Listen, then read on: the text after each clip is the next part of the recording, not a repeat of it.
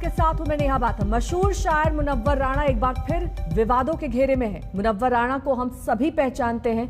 मां के लिए लिखा उनका शेर आज भी आंखों को नम कर जाता है, लेकिन आजकल उनके सियासी बोल ज्यादा सुर्खियां बटोर रहे हैं।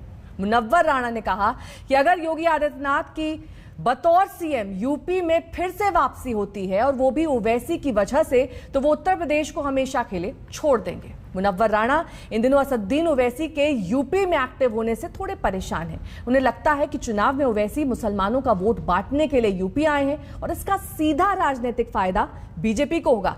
इसीलिए मुनव्वर राणा मुस्लिमों को ओवैसी से सावधान कर रहे हैं। लेकिन सवाल यह है कि मुनव्वर राणा को इस राजनीति से क्या लेना देना, वो क्यों मुस्लिम वोटों को बंटने से परेशान है।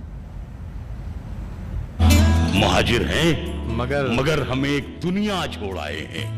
तुम्हारे पास जितना है हम उतना छोड़ आए। मशहूर शायर मुनव्वर राणा ने अपना गांव, अपनी गलियां, अपना ठौर, अपना ठिकाना छोड़ने वालों के दर्द को अपने शब्दों में पिरोकर जीवन भर याद रहने वाली एक नज्म बना दी है। मुशायरों में जब सुनाते हैं तो ऐसे डूब जाते हैं कि गला भर जाता है। आप भी सुनेंगे तो जीवन में क्या खोया क्या पाया वो सामने होगा। महाजिर हैं हमारे आंसुओं ने राज उगला छोड़ आए हैं और मुहर्रम में हमारा लखनऊ ईरान लगता था। मुहर्रम में हमारा लखनऊ ईरान लगता था। मदद मौला हुसैनाबाद रोता छोड़ा। लेकिन जिस शहर पर शायर को नाज है, जिसकी यादों की परतें खोलते इतराते वो खुद को नहीं रोक पाते, वही शायर जब इसे छोड़ने का इरादा जाहिर करने लगे तो हैरानी होती है। सुनिए शायर मुनव्वर राणा क्या फरमा रहे हैं। उन्होंने कहा, असदुद्दीन ओवैसी की वजह से अगर उत्तर प्रदेश में भाजपा जीती और योगी आदित्यनाथ दोबारा सीएम बने तो मैं यूपी छोड़कर कोलकाता लौट जाऊंगा। ओवैसी की मदद से अगर भाजपा को फायदा होता और योगी सरकार बनती है तो मुनव्वर राणा उत्तर प्रदेश छोड़कर कलकत्ता। मुनव्वर राणा ने दो बातें कही। पहली ये कि विधानसभा चुनाव में योगी जीते और बीजेपी सत्ता में वापस आई तो वो यूपी छोड़ देंगे, और दूसरी अहम बात ये कि ओवैसी बीजेपी की बी टीम है और यूपी में मुस्लिम समुदाय ठीक वैसे ही उनको पहचान ले जैसे पश्चिम बंगाल के मुसलमानों ने पहचाना।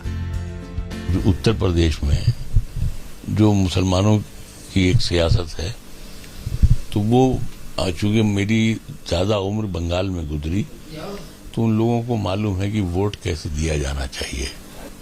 ओवैसी से काफी नाराज हैं आप। जाहिर सी बात है उनका काम और उनके पिताजी का काम भी यही था। उस दौरान में कलकत्ते ही में रहता था मैं। तो बात यहाँ योगी की नहीं है, ये लफ्ज गलत इस्तेमाल हो रहा है। मतलब ये है कि भाजपा यानी इनको लाया ही इसीलिए जा रहा है कि मुसलमानों के वोट बढ़ जाएं और बढ़ने के बाद वो कौम वही कहलाए जो ओवैसी चाहते हैं। दरअसल मुनव्वर राणा AIMIM चीफ असदुद्दीन ओवैसी के यूपी में चुनाव लड़ने के फैसले को मुसलमानों के वोटों के बंटवारे की साजिश के तहत देख रहे हैं और उनके मुताबिक इसके पीछे बीजेपी की रणनीति है। ओवैसी बाहरी हैं और जो उन्होंने बिहार में किया वही यूपी में दोहराना चाहते हैं। हम ये कहते हैं कि अगर योगी जी या कहीं भी वो सब जगह से वो लड़ सकता है तो फिर ये जो ED है, CBI है, इनकम टैक्स है, दुनिया भर की 56,000 यहाँ पर सब फोर्सेस बनाई गई हैं, ये एक बार हैदराबाद पे छापा क्यों नहीं मारती हैं।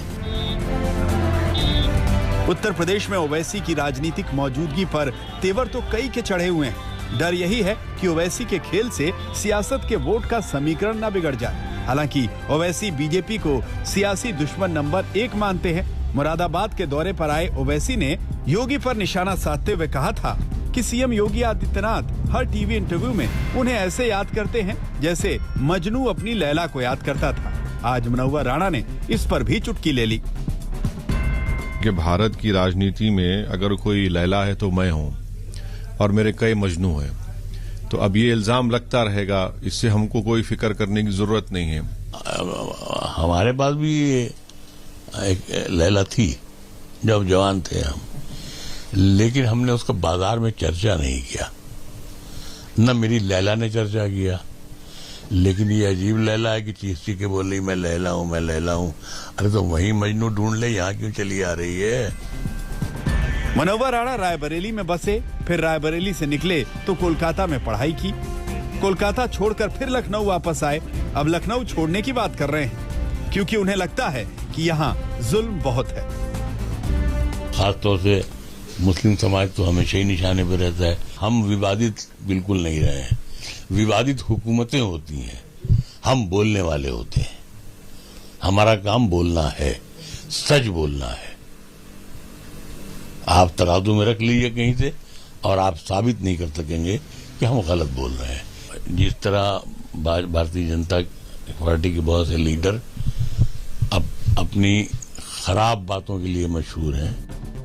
मुनव्वर राणा अदम की दुनिया का जाना पहचाना नाम रहे हैं। मुशायरों में उनकी गजलों के हजारों कदरदान हुआ करते हैं, मगर बीते कुछ समय में मुनव्वर राणा अपनी शायरी से नहीं सियासी बयानों से पहचाने जा रहे हैं। उनका ये बयान बीजेपी को पसंद नहीं आया कि एक के बाद एक लगातार वो इस तरह की बातें कर रहे हैं, जो बातें न केवल सरकार के विरोध में है कि कई बार समाज और देश के विरोध में है। धर्मांतरण एक अभिशाप है, लेकिन ऐसे संवेदनशील मसलों पर राजनीतिक टिप्पणियां करने के लिए मुनव्वर राणा साहब अपनी इज्जत को, प्रतिष्ठा को लगातार धूमिल करने का काम कर रहे हैं और मुनव्वर राणा साहब को इस तरह की टिप्पणियों से बाज आना चाहिए। बीजेपी पर निशाना साधने वाले विपक्ष के दुलारे होते हैं। समाजवादी पार्टी ने तुरंत अपनी साइकिल आगे कर दी। मुनव्वर राणा को समझाया, 6 महीने की बात है, कहां जा रहे हैं, हम समाजवादी आ रहे हैं। मात्र 6-7 महीने की बात है। ना ही किसी को यहाँ उत्तर प्रदेश छोड़ने की जरूरत पड़ेगी, ना ही किसी महिलाओं को अपनी सम्मान की चिंता करनी पड़ेगी, ना पे यहाँ कोई युवा बेरोजगार होगा, ना यहाँ महंगाई होगी, ना समाज के अंदर में अन्याय होगा। समाज में सबको न्याय मिलेगा, किसानों को भी न्याय मिलेगा। 2022 में बाईसाइकिल की सरकार होगी और सही मायने में समाजवाद और राम राज्य की स्थापना होगी। कांग्रेस ने अलग लाइन ली, पूरे विवाद को मुद्दे से भटकाने वाला मामला बताया। कहा मुद्दों की बात हो, महंगाई और बेरोजगारी की बात हो, महिलाओं के सम्मान को मुद्दा बनाएं। योगी जी की पार्टी और ओवैसी जी की पार्टी आजकल एक दूसरे की पूरक बनी हुई है, एक दूसरे को लैला मजनू कह रहे हैं ताकि मुख्य मुद्दों से बात को भटकाया जा सके। सीए की बात हो या फिर एनआरसी की, मुनव्वर राणा इसके खिलाफ बोलते रहे हैं। सरकार की नीतियों का विरोध नई बात नहीं। शायर मुनव्वर राणा ने भले ही बयान निजी हैसियत के नाते दिया हो, लेकिन बोल सियासी थे। बातों में ओवैसी के लिए नसीहत भी थी और विपक्ष के लिए इशारा भी। मुसलमानों की बात कर मुनव्वर ने एक समुदाय विशेष के लिए हमदर्दी जाहिर कर उनके लिए भी संदेश जारी कर दिया। अब फैसला 2022 ही करेगा। लखनऊ से समर। और इस बीच पंजाब कांग्रेस से जुड़ी एक बड़ी और